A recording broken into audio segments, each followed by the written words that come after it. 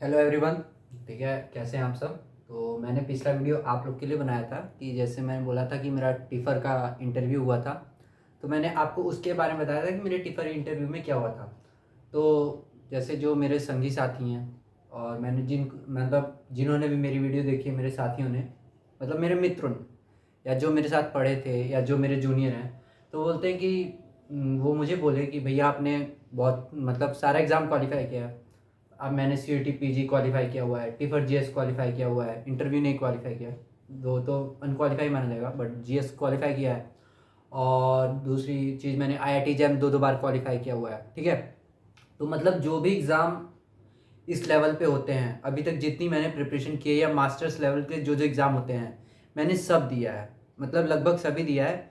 मैं एक चीज़ से चूक कर गया कि मैंने इस साल सी एम आई का एग्ज़ाम नहीं दिया, जो कि मुझे नहीं पता था, और सीएमआई का एग्ज़ाम मुझसे मिस हो गया। तो मैं उसको पीएचडी के लिए ज़रूर दूंगा। तो फिर मैं वहाँ भी आप लोग को बताऊंगा कैसे होता है। मतलब जितनी बड़ी यूनिवर्सिटी हैं, आईआईसी बैंगलोर, सीएमआई, मैंने सबका पेपर दिया, बस सीएमआई का नहीं दिया। तो मैंने सब क्वालिफाई किया हुआ है, और ये भी नहीं कि मैंने क्वालिफाई मतलब इधर इधर मार्जिन से किया, मैंने बहुत अच्छे नंबर से क्वालिफाई किया और मेरी रैंक बहुत अच्छी आई सब में। ठीक है, तो आप अंदाज़ा लगा ही सकते हैं। तो मेरे दो दोस्त लोग हैं जो मेरे जूनियर हैं, उन्होंने मुझे बोला कि आप हमें एक ऐसा वीडियो दो जहाँ मेरी हमारी प्रिपरेशन हो सके, क्योंकि बहुत लोग का कॉलेज होता है। जैसे मैंने जब स्टार्ट किया था तो मैं थर्ड ईयर में था। तो मैं third year second year pass out किया था, तो मुझे उस समय पता लगा जुलाई में कि एक एग्ज़ाम होता है। ठीक, आई टी जैम का, टिफर का, इन सब का, सी का, मास्टर्स करने के लिए। तो फिर मैं जुलाई से प्रिपरेशन स्टार्ट किया, फरवरी में एग्ज़ाम दिया।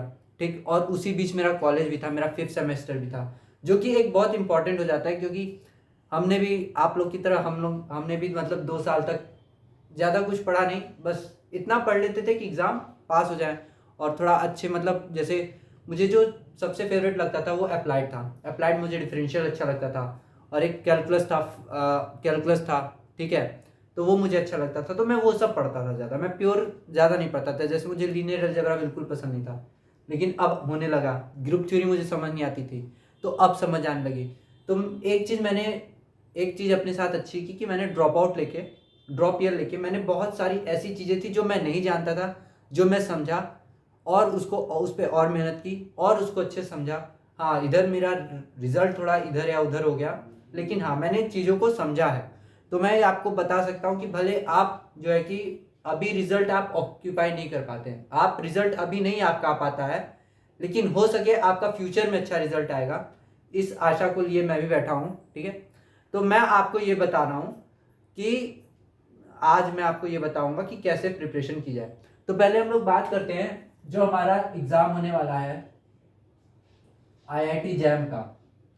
हम लोग यहाँ बात करेंगे एग्जाम आईआईटी जैम की। ठीक है, आईआईटी जैम इसलिए क्योंकि इसका जो सिलेबस होता है वो बाकी सब एग्जाम में पूछा जाता है। टिफर का एग्जाम अलग होता है। ठीक, और एक एग्जाम होता है सीएमआई का, ये सब अलग एग्जाम होते हैं। ठीक है, आईआईसी बैंगलोर का भी शायद एक अलग एग्जाम होता है, आप लोग चेक कर लीजिएगा। आईआईसी बैंगलोर हो गया, आइजर हो गया।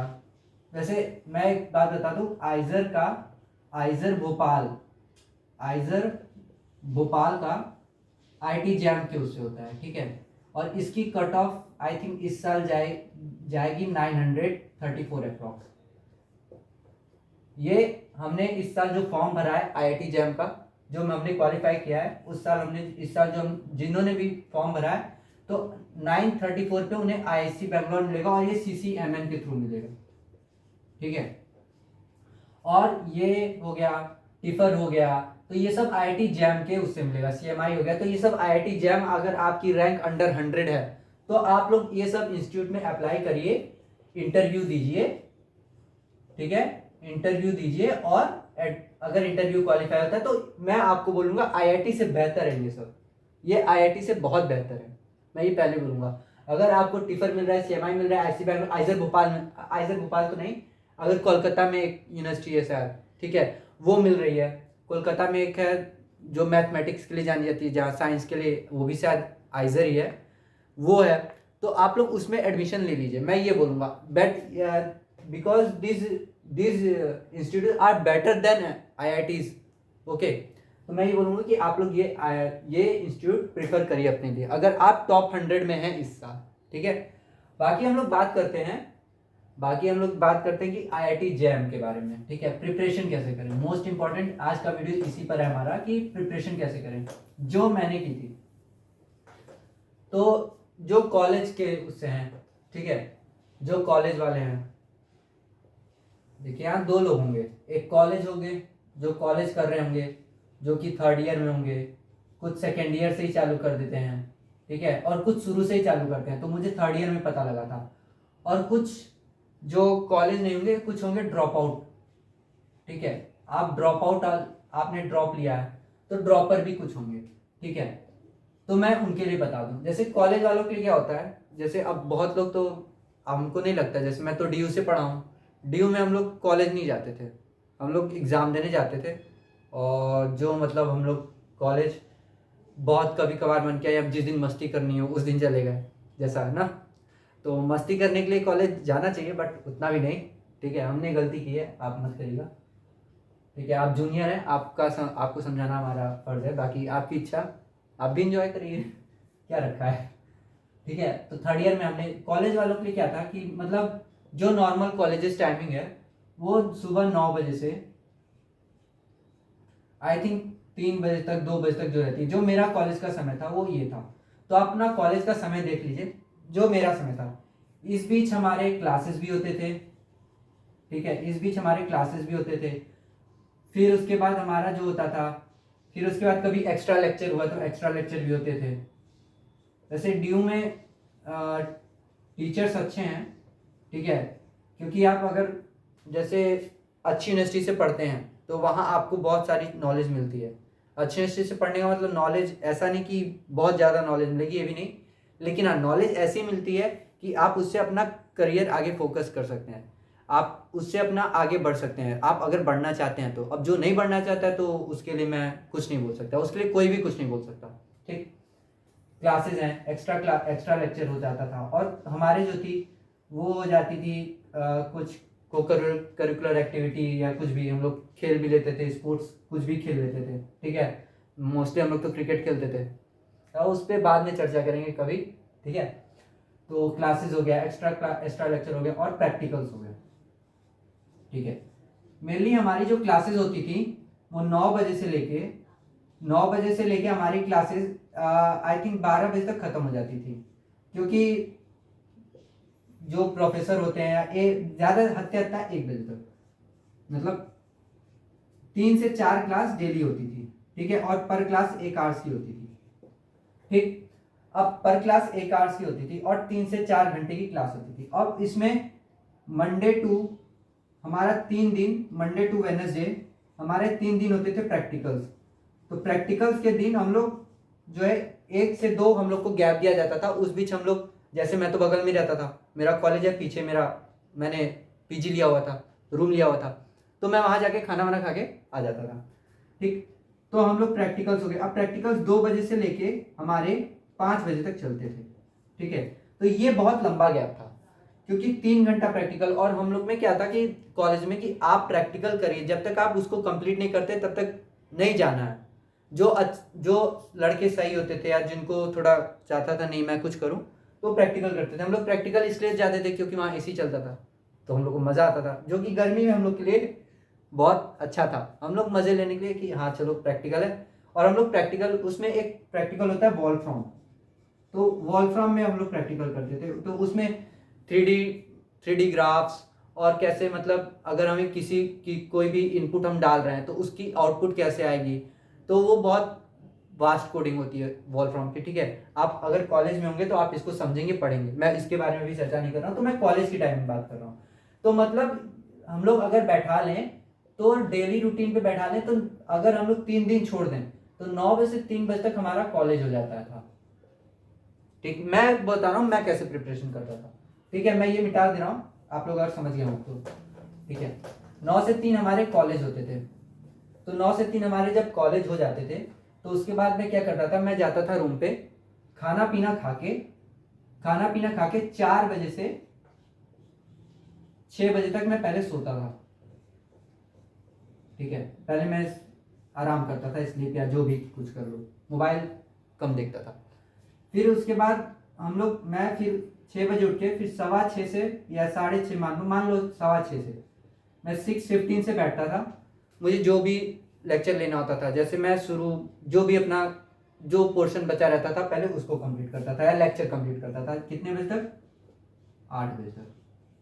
ठीक।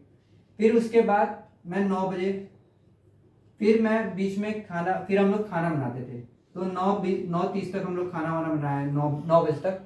फिर 9:30 से फिर मैं बैठता था, खाना हम लोग खुद बनाते थे, खाते थे। ठीक है, तो उसमें टाइम लगता था। एक्चुअल में खुद खाना खाने में बहुत मतलब बना के खाने में समय लगता है। फिर मैं 9 बजे से लेके ज़्यादा नहीं बैठता था, 11:30 बजे तक बैठता था। ठीक है, इस बीच मैं क्वेश्चंस लगा रहा हूँ, जैसे क्वेश्चन भी लगा लेता था और प्लस रिवीजन भी कर लेता था। जिसके क्वेश्चन लगाने होते थे मैं मेनली उसी का रिवीजन करता था। ठीक है, और जो सुबह होता था, फिर मैं सुबह 6 बजे उठता था, 6 से लेके और 8 बजे तक। जो मेरा कॉलेज का तो मैं उतना पढ़ता नहीं था, 1 महीना पहले जो पढ़ता था। तो 8 बजे तक या मान लो 7:30 पौने 8 बजे तक, 7:45 तक मान लो। ठीक है, मान के लो 7:45 तक ही। यहाँ तक मैं एक और क्लास ले लेता था जो सुबह की मतलब जो भी होती थी मेरी बची। मैं पर डे पर डे मैं 2 क्लास लेता था, एक अदर सब्जेक्ट की, एक अदर की। ठीक है, जिससे मेरा एक चीज क्या था कि मैं अगर 1 महीने भी ले रहा हूँ, अगर मैं 1 मंथ भी ले रहा हूँ, तो 1 मंथ में मेरे 2 सब्जेक्ट कंप्लीट हो रहे हैं। ठीक है, 2 सब्जेक्ट भी कंप्लीट हो रहे हैं, प्लस मुझे मेरा क्वेश्चन भी हो रहा है और दूसरा मेरा रिवीजन भी हो रहा है। मैं ज्यादा लोड लेके नहीं पढ़ता था कॉलेज के दौरान। ठीक है, मैं ज्यादा लोड नहीं लेके पढ़ता था कॉलेज के दौरान। ठीक है, तो मैं यहाँ ये लिख रहा हूँ, अभी ड्रॉप आउट के लिए छोड़ दे रहे हैं, अभी कॉलेज की बात कर रहे हैं। ठीक है ना, तो जो मेरा कॉलेज था, तो इसमें मुझे क्या होता था, 1 मंथ अगर मैं ले रहा हूँ, ठीक है, 1 मंथ में मेरे एक कोर्स भी पूरा हो रहा है, 2 कोर्स पूरे हो रहे हैं। ठीक है, एक यहाँ एक कोर्स मैंने यहाँ कंप्लीट किया, एक कोर्स यहाँ। फिर ये 2 घंटे के बीच 1 घंटा मैंने आधे घंटे रिवीजन की, आधे से 2 घंटे 45 मिनट मैंने क्वेश्चन लगाया। ये कभी कभार टाइम 12:30 भी हो जाता था, 12 भी हो जाता था, मतलब क्वेश्चन और रिवीजन के अनुसार होता था ये समय। ठीक है, मतलब मान के चलो ये टाइम 1 घंटा और मान लो, इससे ज्यादा मैं नहीं पढ़ता था, इससे ज्यादा मैं कर भी नहीं पाता था। ठीक है, 2 कोर्स आपने कंप्लीट कर रहे हैं 1 मंथ में, और दूसरी चीज रिवीजन भी आपकी हो रही है। ठीक है, आप क्वेश्चन प्रैक्टिस भी कर रहे हैं। ये टाइम टेबल था कॉलेज। और जैसे मेरा दिसंबर में एग्जाम था, ठीक है, मेरा दिसंबर में एग्जाम था, पिछले साल की मैं बात बता रहा हूँ। दिसंबर में मेरा एग्जाम था, तो मैं मतलब दिवाली के बाद मतलब नवंबर में जब घर गया, घर से जब मैं वहाँ दिल्ली वापस गया, तो नवंबर में मतलब मैंने 20 दिन पहले, 20 डेज पहले मैंने एग्जाम मतलब जो मेरे सिलेबस में था, न्यूमेरिकल एनालिसिस और रिंग ग्रुप थ्योरी सेकेंड, और मतलब कोर्स अच्छे अच्छे थे, मैट्रिक स्पेसिस। ठीक है, जो भी था मैंने 20 दिन में जितना हो सकता था, मैं जैसे ये जो टाइम टेबल है, फिर इसको मैं छोड़ देता था, फिर इसको मैंने 15 दिन गैप कर दिया क्योंकि वो बड़ा मुश्किल था। तो यहाँ मैं बस रिवीजन करता था इस टाइम पे बस मेरा क्वेश्चन प्रैक्टिस और रिवीजन होता था। तो यहाँ मैं क्या करता था, यहाँ मैं कॉलेज का पढ़ता था, कॉलेज का जो भी था मैंने 20 दिन पढ़ा, और प्लस मैं इस टाइम पे मैं क्वेश्चन और रिवीजन ये चीज नहीं छोड़ता था। ठीक है, ये चीज मैं नहीं छोड़ता था, तो मैं यही काम करता था। ये मेरे कॉलेज के दिनों की प्रिपरेशन थी। ठीक है, जिसमें मैं उसमें कट ऑफ क्लियर किया था, मैंने क्लियर किया था, लेकिन उतना नहीं, जैसे 2 नंबर ही ज्यादा पाया था, 1-2 नंबर। ठीक है, तो मैंने कट ऑफ क्लियर किया था। अब हम बात करते हैं ड्रॉप आउट वालों की। तो आपकी प्रिपरेशन कॉलेज दौरान ऐसे होनी चाहिए। ठीक है ना, आप ज्यादा लोड लेके मत पढ़ो। और मैं ये भी बता रहा हूँ, मैंने कॉलेज के दौरान मैं एक पूरा कोर्स छोड़ दिया था। एक पूरा कोर्स मतलब मैंने लीनियर अलजेब्रा एकदम नहीं पढ़ा था, उसके बावजूद मेरा नंबर आया और मैं क्वालिफाई किया एग्जाम। ठीक है, तो आप ये जरूरी नहीं है कि आप पढ़ते कितना हो, आप जितना पढ़ो बस मन से पढ़ो। ठीक है, क्योंकि एलए मुझे समझ में भी नहीं आती थी। एक्चुअली मैं बताऊं, एलए और जीटी मेरे लिए थोड़ा मतलब एक था कि ये क्या नई चीज हो रही है या क्या नया है मेरे लिए, तो मेरे लिए ऐसा था। तो अब हम लोग LAGT की बात नहीं करते हैं, अब थोड़ा फिर ड्रॉप आउट वालों के, जो ड्रॉप आउट वाले हैं, अगर आप घर पे रह रहे हैं, इफ यू आर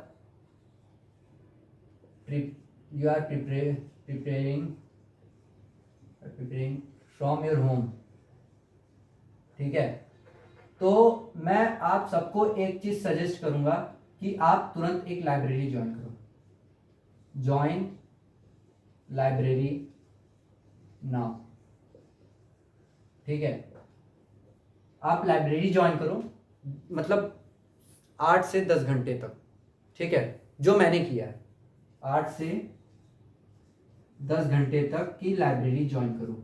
और ये भी नहीं आप 8 से 10 घंटे लाइब्रेरी ज्वाइन करो, आप पढ़ाई 4 घंटा कर रहे हो, ये भी नहीं कि आप 10 घंटे की लाइब्रेरी ज्वाइन करो, 4 घंटा पढ़ाई कर रहे हो और बाकी मस्ती हो रही है, तो ये नहीं चलेगा।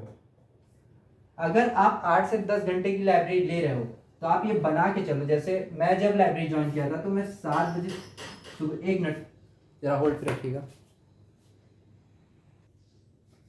तो मैं 7 बजे सुबह से कब तक, आई थिंक 7 बजे शाम तक, मैंने ली 10 घंटे की थी, लेकिन मैं 12 घंटे बैठता था, ठीक है, मैं इतने बजे तक लाइब्रेरी में रहता था और मैं बीच में 1 घंटे के लिए खाना खाने आता था, ठीक है, तो मेरा बचा 11 घंटे। अब इस 11 घंटे में मैं 9 घंटे एकदम एक्चुअल में पढ़ता था, 9 घंटे, ठीक है, 9 आवर्स तक, तो ये मेरा रूटीन था। और 2 घंटे में भी थोड़ा मतलब कभी पानी पीने चले गए, कभी टहलने चले गए, कभी पानी पीने चले, कभी टहलने चले गए, ठीक है, फिर आए, फिर रियन क्या मतलब हर मतलब 2 से 3 घंटे पर मेरा था कि मैं 15 मिनट थोड़ा ब्रेक लेता था, क्योंकि एक सब्जेक्ट पढ़ने के बाद आप दूसरे सब्जेक्ट पे तुरंत फोकस नहीं कर सकते, आप थोड़ा 15 मिनट ब्रेक लेके शुरू करिए। उससे क्या होता है कि आपकी एक मेंटल हेल्थ भी बरकरार रहती है, ठीक है। और इस बीच मेरे क्लास भी होते थे, मतलब मान के चलो 6 घंटा अगर मैं अपने से पढ़ रहा हूँ तो 2 क्लास मेरी पर डे होती थी, दो क्लास, तो मतलब 3 घंटे की मेरी क्लास थी। ये क्लास हो गया, ये सेल्फ हो गया, ठीक, ये मेरा रूटीन था। फिर आगे फिर हम लोग ने फिर मैंने क्या किया, तो फिर उसके बाद मैं ऐसे काम करता था। और फिर मैं अगर घर आ जाता था तो घर आने के बाद ज़्यादा मैं पढ़ता नहीं था, क्योंकि कुछ काम हो गया, कभी ये बोल दिया, कभी ये काम बोल दिया, कभी वो बोल दिया, तो मैं ज़्यादा पढ़ता नहीं था। मतलब उसमें 1 घंटा आधा घंटा जो हो सके मुझसे मैं कर लेता था, ठीक है, ये मेरा रूटीन था। फिर उसके बाद अब जो सिलेबस है, तो सिलेबस भी एक इम्पॉर्टेंट मैटर करता है कि आप सिलेबस पढ़ रहे हो लेकिन किसको कितना समय दे रहे हो, ठीक है। तो हर कोई बच्चा, अब ये मत अब आप लोग ये, जैसे वो बहुत पुराना कस्टम था, जैसे बहुत लोग होते हैं ना कि टीचर्स भी बोलते हैं यार, जो भी बोलता है कि 3 महीने की तैयारी में IIT जैम क्रैक हो सकता है, ठीक है, क्रैक तो हो जाएगा, बट आप एक्चुअल वहाँ नहीं जाएंगे जहाँ आप जाना चाहते हैं, ठीक है। उसके लिए हमें मेहनत करनी होगी और दबा के करनी होगी, और 3 महीने से काम नहीं चलेगा, वो 90 दिन से काम नहीं चलेगा, वो दिन आपके कम से कम 7 महीने लगेंगे। किसी भी चीज़ का आप प्रिपरेशन करो तो आपको 7 महीने लगेंगे आपको उस चीज़ को पाने में, ठीक है। 3 महीने के अंतराल मतलब कोई बोल दे कि हाँ ये निकल जाएगा वो निकल जाएगा, तो ये सब बेवकूफ़ी है, ऐसा कुछ नहीं होने वाला, ठीक है, क्योंकि मैं आपको बता रहा हूँ बहुत टफ हो गया है। अब सिलेबस कम हो गया है, पहले सिलेबस ज़्यादा था तो पेपर मॉडरेट आता था, ठीक है, जिससे कर ले जाएं बच्चे, ठीक है, नहीं होगा बच्चों का इतना नंबर आ जाए कि बच्चे निकल जाएं, लेकिन अब ऐसा नहीं है। अब सिलेबस कम है तो पेपर टफ आता है। जैसे आप लोग देखिए 2024 का जिन्होंने भी दिया होगा, ठीक है, 2024 का पेपर जिन्होंने भी दिया होगा, जिनकी बहुत बढ़िया तैयारी हो रही होगी, बहुत बढ़िया मतलब अलग लेवल की, जैसे मैं तो बहुत एवरेज हूँ, जो बहुत अच्छे दिमाग, तो उनका नंबर आया था हाईएस्ट, जो 2024 का AIR 1 था उसका हाईएस्ट था 57, ये AIR 1 का था, ठीक है। और इतना इस बार इतना नंबर आया है रैंक 180 पे, जो कि मेरा दोस्त पाया है, उसका मैं नाम नहीं रिवील करूंगा। वो 56 नंबर पाया और उसकी रैंक 186 है। पॉइंट एक नंबर का फर्क है, एक नंबर के फर्क में। और इतनी 2024 में AR बन गई थी और इस बार AIR इतने ही नंबर पे आई है, 186 2025 में। ठीक है, तो देख लो, कभी पेपर बहुत टफ, कभी पेपर बहुत इजी भी नहीं बोल सकते, ये इजी भी नहीं बोल सकते, इसे मॉडरेट पेपर आया। इस बार का पेपर क्या था? इस बार का पेपर था लेंदी पेपर था, और थोड़ा था कॉन्सेप्चुअल, थोड़ा कॉन्सेप्चुअल भी था। ठीक है, और तो इजी बोल सकते हैं, इजी भी था, ज़्यादा हार्ड भी नहीं था। लेकिन जब लेंदी और कॉन्सेप्चुअल है, इजी है, तो मान के चलिए आपको एक क्वेश्चन में जो आप समय लगाते हैं 3 मिनट, तो वो क्वेश्चन आपके जा सकते हैं 5 से 6 मिनट पे, दुगना समय लग सकता है। तो एक क्वेश्चन पे 5 से 6 मिनट देने का आप समय मतलब समझ सकते हैं कि आपको आपसे कितने क्वेश्चन बन सकते हैं। तो ये इस बार का पेपर मैं ये भी नहीं बोलूँगा बहुत इजी था, मॉडरेट था, कॉन्सेप्चुअल था, लेंदी था, जहाँ मैंने भी गलती की। ठीक, मैं भी बहुत तीर नहीं मारा। ठीक है, लेकिन आपको उसके लिए मेहनत करनी होगी। तो अब बहुत लोग बोलते हैं शुरुआत कैसे करें, तो देखो IIT जैम, अभी भी IIT जैम 2026 में मेरे ख्याल से 10 मंथ्स हैं, या 9 मंथ्स मान लो, चलो 9 मंथ्स। ठीक है, 9 मंथ्स हैं आपके पास। तो 9 मंथ्स में आपका सिलेबस जो है, ठीक है, जो सिलेबस है, पहला आएगा सीक्वेंस सीरीज। ठीक है, सीक्वेंस एंड सीरीज। दूसरा है लीनियर अलजेब्रा। ठीक है, तीसरा है मल्टीवेरिएट कैलकुलस, या आप बोल सकते हैं पूरा कैलकुलस ले लो, इंटीग्रल कैलकुलस या कैलकुलस पूरा ले लो। ठीक है, और फिर है चौथा है group theory.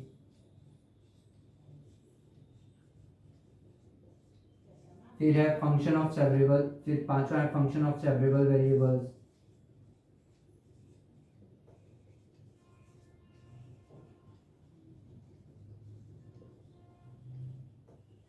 Function of सेवरेबल variables. फिर छठा है function of one variable.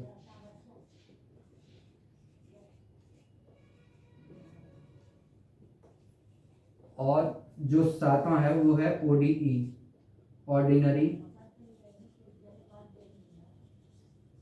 Differential equation. ठीक है, तो ये 7 टॉपिक आपके IIT जैम में पूछे जाते हैं। देख लीजिए, sequence series, linear algebra, integral calculus, group theory, function of one variable and ordinary differential equation.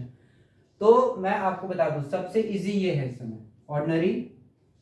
तो आपको ऐसे बनानी है अपनी स्ट्रेंथ कि पहले आप इजी और एक टफ लेके चलिए। एक इजी एक टफ, मतलब जो टफ रहेगा उसको आप ज्यादा समय दे पाएंगे, जो इजी रहेगा उसको कम समय दे पाएंगे, वो भी काम हो जाएगा। तो ऑर्डिनरी डिफरेंशियल इक्वेशन इजी है क्योंकि ये अप्लाइड पोर्शन है। ठीक है, ये अप्लाइड पोर्शन है तो ये ज्यादा इजी है। ये हो गया, इंटीग्रल कैलकुलस हो गया। ठीक है, फंक्शन मैं नहीं बोलूंगा इजी है, बट ठीक है। वन वेरिएबल तो ठीक है, लेकिन 2 वेरिएबल मैं बोलूंगा इजी है, 1 वेरिएबल थोड़ा मुश्किल है। ठीक है, 2 variables easy in the sense, मतलब उसमें ज़्यादा हार्ड क्वेश्चन नहीं पूछे जाते। जिस दिन इसमें पूछ दिया तो ये तो इससे हार्ड टॉपिक कोई नहीं है।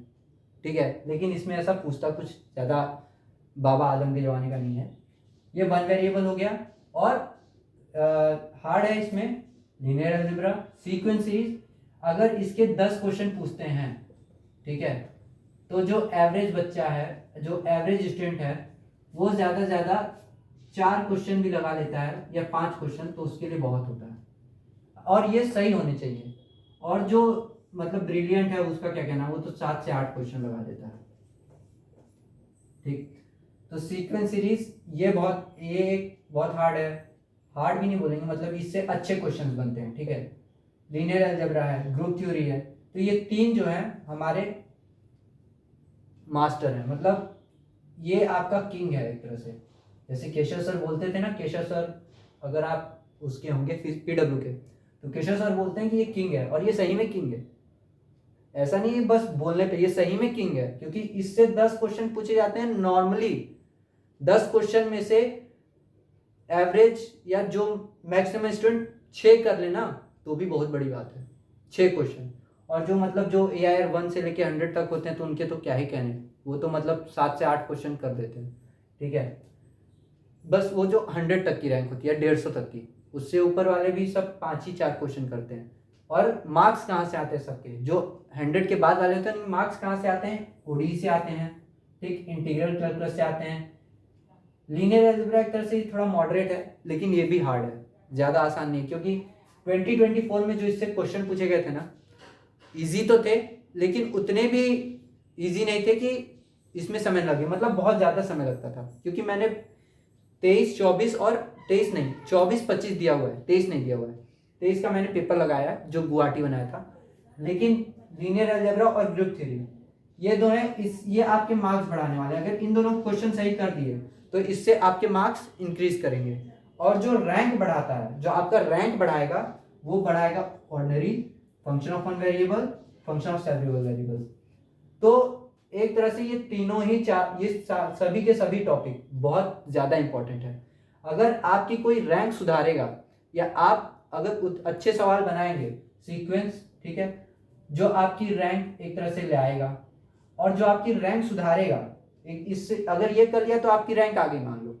अगर आपको और रैंक अच्छी लानी है तो ये करना पड़ेगा, ठीक है, नहीं मतलब रैंक और अच्छी लानी है, सॉरी, रैंक और अच्छी लानी है तो लीनियर अलजेब्रा करना पड़ेगा, ग्रुप थ्योरी करना पड़ेगा, और इंटीग्रल कैलकुलस, क्योंकि ये जब ये दो आपस में मिल जाते हैं, जब इन दोनों से मिलके सवाल बनता है तो खतरनाक भाई साहब, खतरनाक। और ऐसे क्वेश्चन में अभी आप, जब मैं आगे वीडियो बनाऊंगा तो इन दोनों का जो मिक्सचर है, उस वैसे क्वेश्चन मैं बताऊंगा जो कि बहुत ज्यादा सोचने पर उसके आंसर आते हैं। और IIT में आप जानते हैं, IIT के पेपर कोई भी ले लीजिए आप, चाहे जैम, चाहे JEE मेंस, चाहे JEE एडवांस, चाहे कोई भी पेपर, IIT का एक लेवल होता है। और जब आप किसी अच्छे लेवल पे एग्जाम देते हैं तो आप खुद एक, मतलब आप में खुद एक कॉन्फिडेंस आता है, नहीं यार कुछ तो हम लोग कर सकते हैं, ठीक है। और फिर आपकी जो रैंक सुधारेगा वो ये 3 टॉपिक सुधारेगा, ये 3-4 टॉपिक। ग्रुप थ्योरी उतना पूछता नहीं है, लीन एकदम मॉडरेट पूछता है, ज्यादा भी हार्ड नहीं पूछता है, बहुत इजी भी नहीं पूछता, लेकिन इतना पूछता है कि आप कर ले जाएंगे, बहुत उतना भी नहीं है, ठीक है। तो ये आपका, तो आप पहले, मैं बोलूंगा कि आप ODE से शुरुआत करिए, एक ODE लेके चलिए, फिर उसके बाद आप लेके चलिए पहले लीनियर अलजेब्रा, ठीक, फिर उसके बाद जुलाई आते आते, जून खत्म होते होते आप ये वाला टॉपिक करिए, फिर उसके बाद आप इंटीग्रल कैलकुलस लीजिए, जून तक ये खत्म, मतलब जून एंड तक ये 2 टॉपिक खत्म होने चाहिए, ठीक है, जून एंड तक। फिर इंटीग्रल कैलकुलस और उठाइए और सीक्वेंस उठाइए। सीक्वेंस पहले वन वेरिएबल से स्टार्ट करिए, पहले फंक्शन ऑफ वन वेरिएबल, ठीक, ये दोनों उठाए। अब मानिए बहुत जल्दी खत्म होगा, इंटीग्रल कैलकुलस ज्यादा नहीं होता है, कम पूछता है, लेकिन ये बहुत जल्दी खत्म होगा, ये मतलब आपका 25 दिन, 20 से 25 दिन। जब ये खत्म हो जाता है जुलाई अगस्त के स्टार्टिंग में, ये भी खत्म हो जाएगा, ये दोनों अगस्त स्टार्टिंग में जब खत्म हो जाएगा, फिर उसके बाद आप स्टार्ट करिए एक ये पोर्शन, पहले तो ये पोर्शन स्टार्ट करिए, क्योंकि सेवरेबल वेरिएबल समझना बहुत जरूरी है, सीक्वेंस समझना बहुत जरूरी है। पहले सीक्वेंस स्टार्ट करिए, देन फिर आइए ग्रुप थ्योरी पे। फिर जब अगस्त में आप ये दोनों स्टार्ट करते हैं, ग्रुप थ्योरी और सीक्वेंस सीरीज, ठीक है, फिर उसके बाद लास्ट में सितंबर, आई थिंक सितंबर एंड में आपका कोर्स खत्म हो जाएगा, अगर आपने अभी से प्रिपरेशन चालू की। और सितंबर में कोर्स खत्म होने का मतलब अक्टूबर, नवंबर, दिसंबर, जनवरी, 120 दिन होंगे आपके पास रिवीजन के लिए, जो कि बहुत है, बहुत है। अगर आपने ये अच्छे से रिवीजन कर लिया, और अभी आप बस कॉन्सेप्ट पे ध्यान दीजिए, क्वेश्चन ज्यादा मत लगाइए, क्वेश्चन मतलब हर एक टॉपिक से 15 से 20, मतलब उससे आपका कॉन्सेप्ट रिवाइज होता रहे, बस उतना, ठीक है। क्वेश्चन अभी क्वेश्चन पे ध्यान देने की कोई जरूरत नहीं, बस आपका कॉन्सेप्ट रिवाइज होता रहे, आप कॉन्सेप्ट रिवाइज करते रहिए, जिससे आप भूले ना चीजें, ठीक है। आप करते रहिए, शुरू में होगा कि आप चीजें भूलेंगे भी, लेकिन आते आते जब आप अपने में प्रोग्रेस देखेंगे तो आपका प्रोग्रेस अच्छा होगा, ठीक है। फिर आपको चीजें याद होने लगेंगी, क्योंकि मुझे बहुत सारी चीजें नहीं पता थी मेरे कॉलेज के दिनों में, मैं बहुत सारी चीजें अपने तैयारी वाले दिनों में सीखा हूँ, मैंने बुक भी पढ़ी है, तो इसलिए मुझे ज़्यादा समय लगा है। और मेरी रैंक भी मतलब ठीक ठाक आई है, वैसे ही मतलब उतनी ही नहीं है, लेकिन हाँ मुझे अच्छा टॉप NIT मिल रहा है, वो मुझे खुशी है इस बात की, ठीक है। लेकिन आपको जो है कि 120 दिन जब रिवीजन के लिए मिलेगा तो बहुत है। और एग्ज़ाम के एक दिन पहले कुछ नहीं पढ़ना है, कुछ नहीं, एकदम आराम से रिलैक्स होकर जाके एग्ज़ाम दे दीजिएगा, कोई दिक्कत नहीं, ठीक है। अब आगे आपको मैंने क्या बताया, कैसे क्या क्या करना है। मैंने स्टार्टिंग में आपको बताया है कि क्या करना है, कैसे करना है, ठीक है। मैंने आपको समय भी बताया है, ठीक है, कि कितना घंटा पढ़ना है, कितना नहीं पढ़ना है, ठीक है। अगर आप 9 से 10 घंटा डेली पढ़ रहे हैं तो आपके लिए सफिशिएंट है, ठीक। हाँ देखिए, पहले हम लोग क्या बनाते हैं कि मई अभी चल रहा है, तो मई और जून हम लोग लेके पूरा करते हैं। मई और जून में हम लोग एक काम करते हैं, इसमें ODE करते हैं और लीनियर अलजेब्रा करते हैं। अगर आप लोग एक समय, जैसे अगर सुबह 7 बजे आप पढ़ने बैठ रहे हैं, तो 7 बजे से लेकर, अगर आप ड्रॉप वाले हैं, 7 से 12 आप 7 से 12 इतना भी समय मत दीजिए, 7 से 10 इसके बीच एक लेक्चर देख लीजिए और उस पर बेस्ड सवाल बना लीजिए, ठीक है, क्वेश्चन कर लीजिए। तो क्वेश्चन के लिए मैं बुक आपको सजेस्ट कर देता हूँ, ODE की एक बुक है, एक मिनट मैं देख के बता दूँ लैपटॉप में कौन सी बुक है। मैंने पूरी बुक डाउनलोड की एक्चुअली में, ठीक है, मैं वही बुक लगाता था। तो मैंने जो डाउनलोड की थी मैं आपको बता दे रहा हूँ, वो थी आपकी, कहाँ गया, ऑर्डिनरी एंड पार्शियल डिफरेंशियल, ठीक है। ये किसके द्वारा लिखी गई है देख लूँ ज़रा, 18th एडिशन है मेरे पास, MD राय सिंघानिया, MD राय सिंघानिया, ठीक है, MD राय सिंघानिया। तो MD Rai Singhania ordinary and partial differential equation, ठीक है। ये MD राय सिंघानिया की, यहाँ से क्वेश्चन आप प्रैक्टिस कर सकते हैं उस जो आपने एक लेक्चर देखा है उस पर बेस्ड, ठीक है। शुरू के आप लोग ये नहीं कि एक ही लेक्चर देखा तो उसी पर, नहीं, पहले शुरू के 5-6 लेक्चर कंप्लीट करिए, उसके बाद इस पे जाइए, क्योंकि 5-6-7 लेक्चर जब आप कंप्लीट करेंगे फिर उसके बाद जाएंगे तो फिर आपको लगाने में मजा देगा। शुरू में ये बोरियत हो जाएगा, क्योंकि शुरू में उतना कुछ खास है नहीं, बस एक कॉन्सेप्ट बताया गया, तो पहले आप कॉन्सेप्ट डेवलप करिए, ठीक है। आफ्टर 7 लेक्चर आपको इस पे जाना है। फिर दूसरा हो गया लीनियर अलजेब्रा। अगर आप लीनियर अलजेब्रा कर रहे हैं तो लीनियर अलजेब्रा 10 बजे तक कर रहे हैं, तो फिर उसके बाद आप इस बीच 10 1 का, फिर आप उसके बाद शुरू के दिनों में बता रहा हूँ, शुरू के दिनों में उतना नहीं पढ़ना है, शुरू के दिनों में 6-7 घंटा बहुत है, 6-7 घंटा बहुत है शुरू में, क्योंकि शुरू में आपके पास कॉन्सेप्ट उतना रहेगा नहीं, ठीक है। और डेली अगर आप ये सोचेंगे मैं डेली मतलब हर एक को 1-1 घंटा दूं हर एक चैप्टर को, तो वो संभव नहीं है। 2-2 आराम से करिए, सितंबर तक कोर्स खत्म करिए, उसके बाद रिवीजन करिए, आप बहुत अच्छा हो जाएगा आपका, ठीक है, आप अच्छी रैंक लाएंगे, ठीक। और जो AIR 1 था, शायद उसकी भी एक यूट्यूब पे वीडियो पड़ी हुई है होगी, जिसमें उन्होंने AIR 1 हमारे जो आए हैं, ठीक है, उन्होंने, विकास नाम है उनका, तो उन्होंने अपना जो है कि लेक्चर दिया हुआ है, कि मैं मतलब लेक्चर नहीं दिया हुआ है, जैसे वो इंटरव्यू उनका था, तो उन्होंने बताया कि मैं क्या करता था कैसे नहीं, कि किससे दूर रहता था किससे नहीं।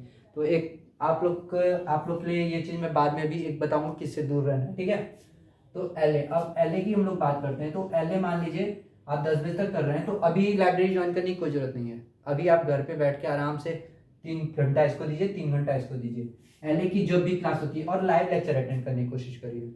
जैसे मैं तो रिकॉर्डेड देखता था, क्योंकि लाइव में मुझे नींद आती थी, तो मैं रिकॉर्डेड देखता था ज़्यादातर। मैं लाइव 2-3 लोग की देता था, जैसे मैं लाइव देता था यश सर की और उनका संजीव सर की, ठीक है, इन दोनों लोग की मैं लाइव देता था।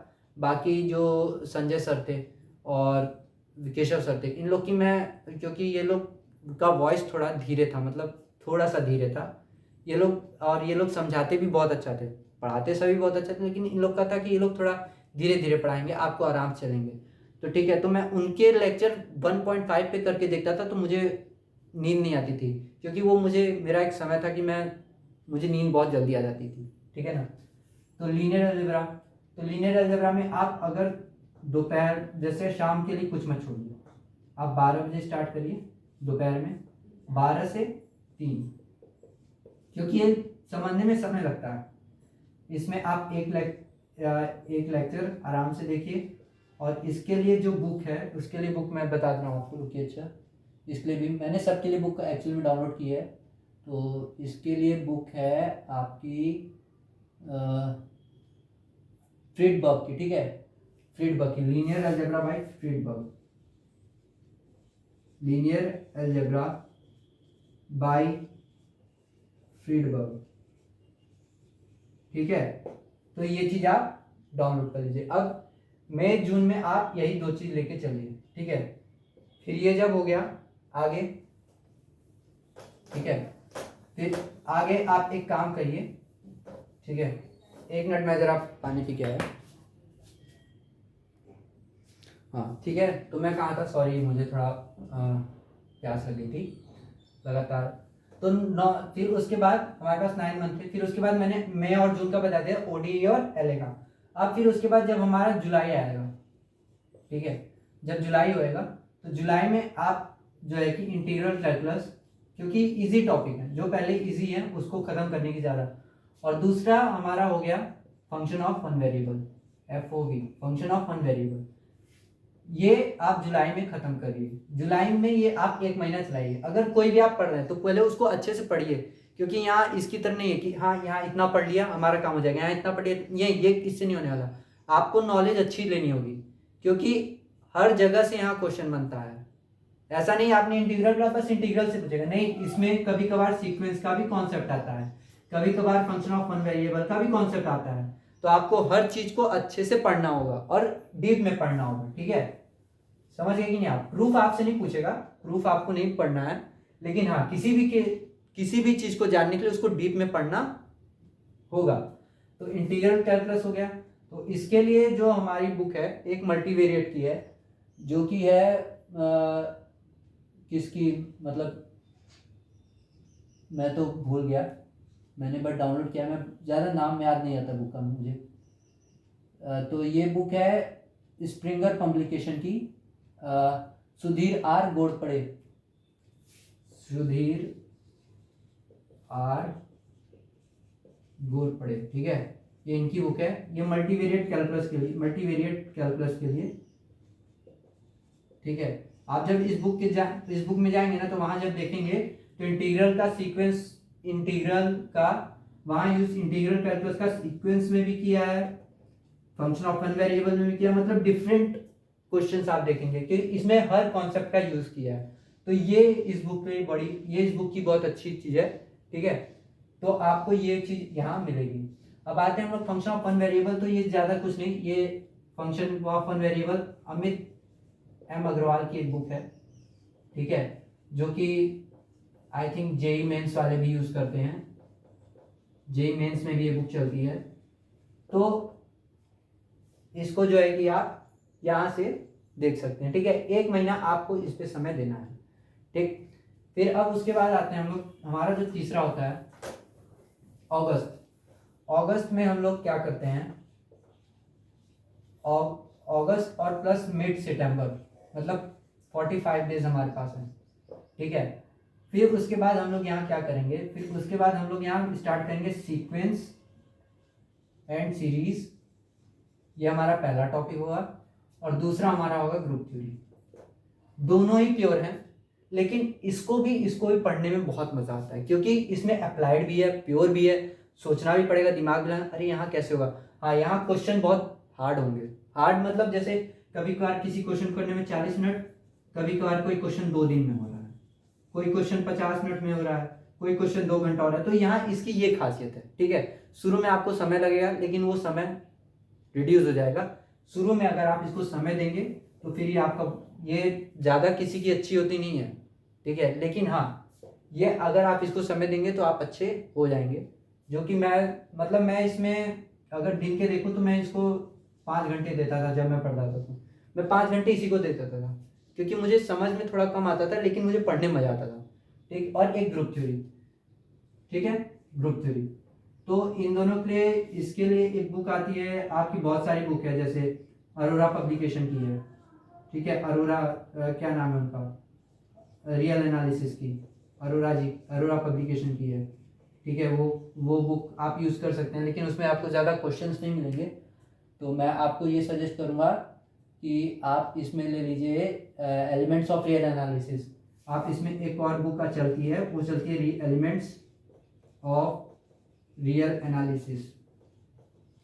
तो एलिमेंट्स ऑफ रियल एनालिसिस ये है आपकी शांति किसकी है, कोई राइटर है इनके, क्या नाम है इनका, शांति नारायण, हाँ भाई शांति नारायण, ठीक है। तो आप इनको लेके यूज ये बुक कर सकते हैं। तो ये बुक अच्छी है, ठीक है। जैसे बुक लगाने का ये फ़ायदा है क्योंकि आपको समय बहुत अच्छा रहेगा। आप बुक से पढ़ेंगे तो आपको ज़्यादा समझ में आएगा, आप टीचर से पढ़ेंगे, बुक से पढ़ेंगे, वो भी ज़्यादा समझ में आएगा, ठीक है। और फिर उसके बाद जीटी के लिए तो एक ही बुक आप लोग जानते हैं, कंटेम्प्रेरी फॉर एब्स्ट्रैक्ट अलजेब्रा, ठीक है, एब्स्ट्रैक्ट अलजेब्रा, ठीक है, ठीक समझिए ना। तो आपको ये दोनों बुक, और फिर उसके बाद जब मिड सितंबर हो गया तो सितंबर में 10 दिन लगता है, सेप में 10 दिन लगेगा, 10 से 15 दिन, ठीक है, 10 से 15 दिन लगेगा, जिसमें आपका फंक्शन ऑफ सेवरेबल वेरिएबल्स भी कंप्लीट हो जाएगा।